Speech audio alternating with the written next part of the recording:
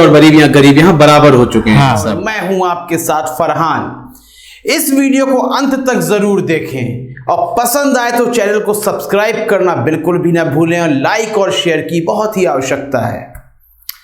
आप लगातार सुन रहे होंगे, एक नाम आता है अंधभक्त और एक नाम आता है एक देशभक्त। अंधभक्त और देशभक्त ये दो कैटेगरी हैं, देशद्रोही बिल्कुल नहीं, अंधभक्त और देशभक्त। इसका जीता जाता उदाहरण एक ही समाज के लोगों में भी मिल जाता है। एक ही तरह की नौकरी कर रहे हैं, एक ही तरह की परिस्थितियां हैं, एक ही तरह की परेशानियों का भी सामना कर रहे हैं, लेकिन सोच में कितना अंतर होता है यह आप इस वीडियो में जब अंत तक देखेंगे आपको ज़रूर पता चल जाएगा।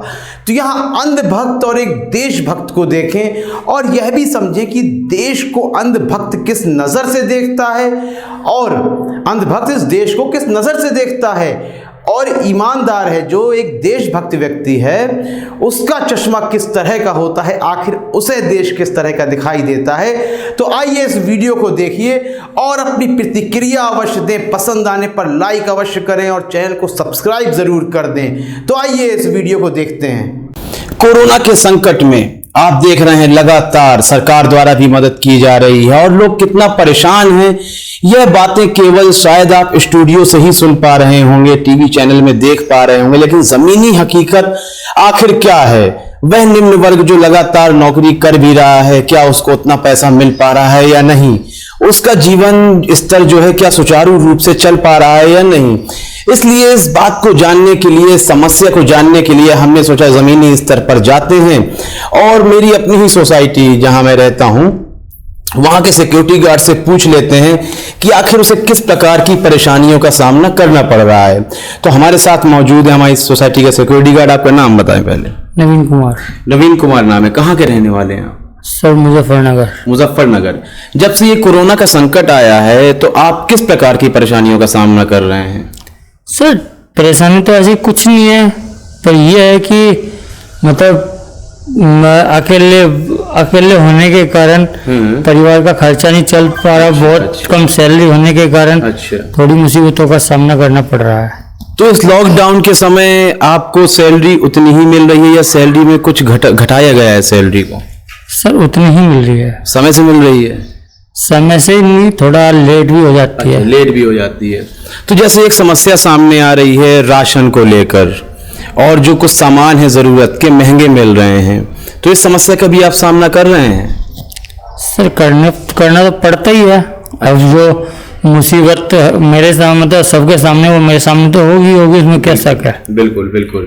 तो आप अपने परिवार के साथ रहते हैं या परिवार अलग रहता है? मैं परिवार के साथ नहीं रहता, मैं अपनी बहन के साथ रहता हूँ। अच्छा, अपनी बहन के साथ रहते हैं। तो अभी बीते दिन की बात है, प्रधानमंत्री नरेंद्र मोदी ने एक राहत पैकेज निकाला है, तो उस राहत पैकेज के बारे में आपको क्या, उससे क्या फायदा होने वाला है, कुछ पता है उस राहत पैकेज के बारे में? नहीं सर, राहत पैकेज के बारे में नहीं पता। आप देखें एक बड़ा राहत पैकेज निकाला गया है, वाहवाही भी हो रही है, लेकिन अभी भी जमीनी स्तर पर वह पैकेज इस तरह से नहीं पहुंचा है कि जनता को उसके बारे में पता हो, क्या फायदे मिलने वाले हैं, जनता इसके बारे में बिल्कुल नहीं जानती है। तो जो राहत पैकेज दिया गया है आपको इसके बारे में नहीं पता है, लेकिन एक बार आपको याद होगा नोटबंदी हुई थी, कहा गया था कि देश के हालात बदल जाएंगे। तो नोटबंदी के दौर में आपको नुकसान ज्यादा हुआ है या कुछ बड़ा फायदा भी हुआ? सर नुकसान भी नहीं हुआ तो फायदा भी नहीं हुआ, जिस कैटेगरी में थे उसी कैटेगरी में है। कोई बढ़ोतरी नहीं, मतलब कहा जाए कि जो नोटबंदी से पहले हालात थे वही हालात अब भी हैं। हाँ। अच्छा। तो एक बहुत अहम सवाल है कि आप मुजफ्फरनगर के रहने वाले हैं? हाँ ठीक है। आपके पास आपका जन्म प्रमाण पत्र है? जी सर। आपके पिता का तो मेरे जब मैं 9 साल का था तब एक्सपायर हो चुके थे। तो मतलब आपके पास कोई ऐसा सबूत है कि आपके पिता भारत के ही हैं? हाँ है। क्या सबूत है? मेरे पापा का मेरा ट्रैक्टर आईडी प्रूफ है। कौन सा proof? Tractor ID proof. Tractor ये क्या होता है? ट्रैक्टर की जो मतलब जिनके नाम पे ट्रैक्टर निकाला जाता है वाला प्रूफ है। हाँ। अच्छा, आपको पता होगा कि एनपीआर और एनआरसी के लिए जो प्रूफ चाहिए हैं, कोई जमीन खरीदी हो, कोई घर हो या फिर उनका डेथ सर्टिफिकेट भी है। ठीक है, डेथ सर्टिफिकेट भी है, लेकिन जो उसमें जरूरी है वह यह जरूरी है यह साबित करना है कि 1971 से पहले आपने भारत में कुछ खरीदा था या आप मौजूद थे। खैर ये अलग बातें हैं, मैंने यह बात इसलिए इस दौरान निकाल दी कि जमीनी स्तर पर बहुत जाना जरूरी है कि आखिर वह सारे दस्तावेज लोगों के पास हैं या नहीं है।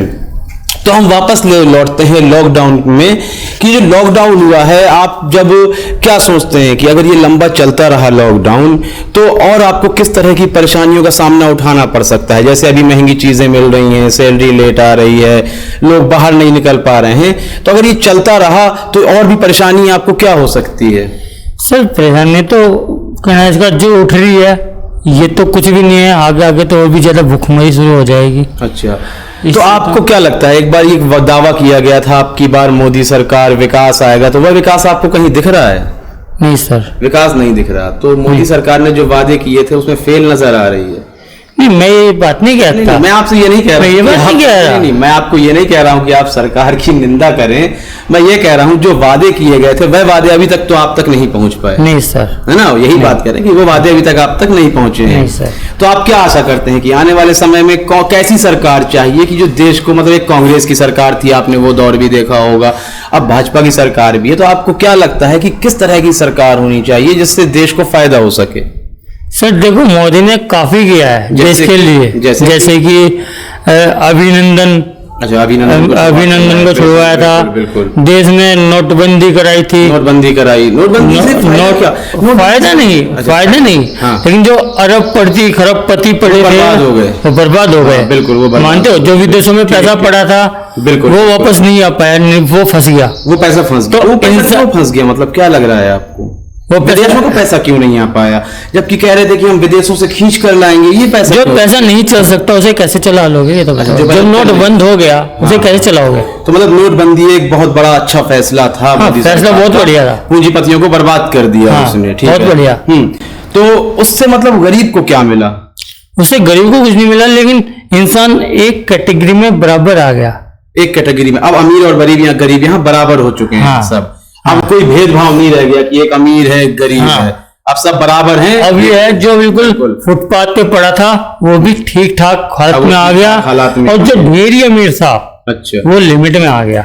और जो लोग पैदल जा रहे हैं अपने घरों की ओर, काफी लोग आप देख रहे होंगे पैदल अपने घरों की ओर निकल रहे हैं, तो आखिर वो जा क्यों रहे हैं? आपको ऐसा क्या लग रहा है, क्या परेशानी होने जा रहे हैं? सर देखो इस बारे में मैं कुछ नहीं कह, आपकी एक सूझबूझ, जब आप ऐसे दृश्य देखते होंगे टीवी में, मोबाइल में, कि लोग पैदल चले जा रहे हैं, बिहार, मध्य प्रदेश, महाराष्ट्र, हजार किलोमीटर का सफर है, तो आपको ऐसा क्या महसूस होता है कि आखिर ये क्यों जा रहे हैं घरों से? मैं इस बारे में कुछ नहीं कह सकता, लेकिन मेरी पूरी बात सुनोगे तभी। सुनाए। मैं इस बारे में कुछ नहीं कह सकता, अच्छा। लेकिन इंसान अपनी मजबूरी खुद समझता है, उसे किस तरह की प्रॉब्लम हो रही है, क्या प्रॉब्लम है, क्यों वो पैदल जा रहा है, किसी की गेहूं की कटाई है, किसी के खेतों की प्रॉब्लम है, किसी का कुछ है, किसके घर में बीमार है, बिल्कुल। तो इंसान अपनी मजबूरियों से ही जाता है, ऐसे कोई पागल नहीं है कि इतने किलोमीटर पैदल चलेगा, पैदल चले। अच्छा, वो पैदल चलने वालों में कोई अमीर आदमी है? आपको क्या लगता है? सारे गरीब हैं। अच्छा, तो मतलब अभी भी एक अमीर गरीब का एक लेवल है, मतलब कि अमीर आदमी को अभी भी शांति है, गरीब आदमी परेशान है अभी। तो वो तो बात आप बिल्कुल एक चीज है, एक बार चेहरा दिखा दे अपना, एक बार बस ये उतार के दिखा दे, ठीक है। क्या नाम बताएं एक बार और अपना? नवीन कुमार, मुजफ्फरनगर से। हाँ जी, ठीक है। आपने देखा नवीन कुमार से हम बात कर रहे थे, लॉकडाउन को लेकर जो समस्याएं जारी हैं, लोग पैदल अपने घरों की ओर कूच कर रहे हैं और किस तरह की परेशानियों का सामना कर रहे हैं, उन्होंने हमें रूबरू कराया और अपनी परेशानियों के संबंध में भी बताया है। अगर आपको हमारा कार्यक्रम पसंद आ रहा है तो लाइक करें, शेयर करें और चैनल को सब्सक्राइब करना ना भूलें और जुड़े रहें आई फॉर इंडियंस के साथ। तब तक के लिए इजाजत दीजिए, धन्यवाद। ठीक है, नाम बताएं पहले। मेरा नाम सोबरन सिंह है। कहाँ रहते हैं, रहने वाले कहाँ के? प्रॉपर रहने वाले प्रॉपर रहने वाले डिस्ट्रिक्ट एटा से। अच्छा, अभी ये जो आप देख रहे हैं लॉकडाउन की समस्या चल रही है, तो इसमें आपको क्या परेशानी उठानी पड़ी? जैसे अन्य लोगों को है, राशन की भी परेशानी है, सैलरी नहीं आ रही है, पैसे की परेशानी है, तो इन परेशानियों में आपके ऊपर कौन सी परेशानी है? नहीं, हमको सैलरी मिल रही है, इससे हमें संबंधित कोई परेशानी नहीं है। कोई परेशानी नहीं है। आप देख रहे होंगे तस्वीरें आ रही हैं, लोग पैदल अपने घरों की ओर जा रहे हैं, तो आपको क्या लगता है इनके पैदल जाने का कारण क्या है? पैदल जाने का सिर्फ कारण ये है कि मोदी सरकार ने इन पर कोई भी ध्यान नहीं दिया जी। ध्यान नहीं अगर दिया। ये लॉकडाउन लगने से पहले, अगर ये 10 दिन पूर्व अगर पहले इनका समाधान होता, जाने का साधन होता, तो ये आज इतनी परेशानी का मुकाबला नहीं करते ये लोग। तमाम पैदल जाकर के गर्भवती महिला है, रास्ते में बच्चे पैदा हो रहे हैं और बच्चों को अब अपने सूटकेस में बैठा कर ले जा रहे, गाड़ी बढ़ाकर खींच कर ले जा रहे, बैलों की तरह ये काम लोग कर रहे हैं। इतनी मशक्कत का सामना जो कर रहे हैं, ये सरकार मोदी की देन। अगर ये ऐसा लोग करते, पहले जाने का साधन बनाते, तो ये लोग परेशानी का मुकाबला नहीं करते। और ये खाने को लोग भटक रहे हैं। इधर इन लोगों को मकान वालों ने भी निकाल दिया, मालिकों, फैक्ट्री मालिकों ने भी निकाल दिया। इधर इनका कोई भी रोजगार नहीं रहा, पैसे नहीं रहे खाने के लिए। तो हर तरीके से ये लोग तबाह की जिंदगी जो बसर कर रहे हैं, ये सरकार की देन है। सरकार तो अभी बीते दिन की बात है, सरकार ने 20 लाख करोड़ रुपए का पैकेज दिया है जी। इस पैकेज से आपको क्या फायदा होने वाला है? इस पैकेज से मजदूरों को तो कोई फायदा नहीं होगा सर। अच्छा, किसका फायदा होगा? ये उद्योगपति लोगों को फायदा होगा। उद्योगपतियों जी को सर, फायदा होगा। मजदूरों के लिए तो क्या किया, जो आश्वासन दिया वो भी पैसा मजदूरों तक में नहीं आ पाया। जो मोदी सरकार ने पहले अनाउंसमेंट किया था देने के संबंध में, वो पैसा क्या मजदूरों के खाते में आया? केवल आश्वासन देकर ये अपना वोट लिया, अपना उल्लू सीधा किया। अच्छा, एक समय की बात है कि नोटबंदी हुई थी, तो उसका क्या फायदा हुआ देश को या फिर नुकसान हुआ आपकी समझ में? क्योंकि देखिए, नेताओं की बात सब सुनते हैं, पूंजीपतियों की बात सब सुनते हैं, लेकिन जमीनी स्तर पर लोग क्या सोच रहे हैं यह बात लोगों तक नहीं पहुंच पाती है। तो उस फैसले का देश पर क्या असर हुआ? उससे भी गरीब ही तबाही का शिकार हुआ सर। अच्छा, क्योंकि रोजी रोजगार से परेशान रहा और हर तरीके से ये जो गाज गिरी मजदूरों पर ही गिरी। बिल्कुल। तो एक विकास की जो बात कही जा रही थी कि अब विकास होगा, तो वो विकास कहीं दिखाई दे रहा है? अब विकास इतना हो रहा है कि मजदूरों का शोषण किया जा रहा है। तमाम समाज के निम्न वर्ग के लोगों पर अत्याचार किए जा रहे हैं। जहां जहां देखो वहां बलात्कार हो रहे हैं, रेप हो रहे हैं। इतनी बढ़ोतरी हो रही है जिसका कोई शुमार नहीं है। ये नजरों में या विकास है या गरीब लोगों का विनाश है। मैं तो ये कहूंगा कि गरीब लोगों का सरेआम विनाश किया जा रहा है। इतने अत्याचार बढ़ रहे हैं जिसकी कोई सीमा नहीं है और उस पर कोई भी सरकार का गौर नहीं सर। कोई भी सरकार हो गरीबों को भूल जाती है। बिल्कुल गरीबों को भूल जाती है और इस सरकार ने तो गरीबों को भूलने की हद ही कर दी। अच्छा, तो आपको क्या लगता है कि कैसी सरकार होनी चाहिए देश के अंदर? सरकार होनी चाहिए गरीबों को न्याय मिले, गरीब सुकून की जिंदगी जी सके, सरकार ऐसी चाहिए। अगर ये लॉकडाउन मान लीजिए 1 माह और आगे हो जाता है जी, जैसा कि कहा जा रहा है कि 30 तारीख तक तो रहेगा ही जी, लेकिन संख्या लगातार बढ़ती जा रही है, अगर और आगे हो जाता है तो फिर और कैसी परेशानियों का सामना करना गरीब दिन पे दिन ये मतलब परेशानी का शिकार और बढ़ता जाए। गरीबों की तरफ किसी का कोई ध्यान नहीं। तो ये बजट काफी नहीं है जो दिया है, ये पूंजीपतियों के लिए बजट है। बिल्कुल, जो कुछ भी फैसिलिटी जो मिल रही है पूंजीपति लोगों को मिल रही है, भाई गरीब के लिए कोई फैसिलिटी नहीं मिली। ठीक है, धन्यवाद बात करने के लिए आपका। आप देख रहे हैं कि किस तरह क्या कहा जा रहा है, जमीनी स्तर की बात है। कल से सोशल मीडिया में चल रहा है कि एक बहुत बड़ा पैकेज निकाल दिया गया है। तो पैकेज में क्या अच्छाइयां हैं और क्या बुराइयां हैं, यह आप हमारे अगले कार्यक्रम में देखेंगे। लेकिन जमीनी स्तर पर व्यक्ति इस पैकेज के बारे में क्या सोच रहा है यह भी आप देख रहे हैं। हमने 2 गार्ड से बात की है, एक को तो यही नहीं पता है कि आखिर ये पैकेज है क्या, इस पैकेज से फायदा क्या होने वाला है और ये किसके लिए है।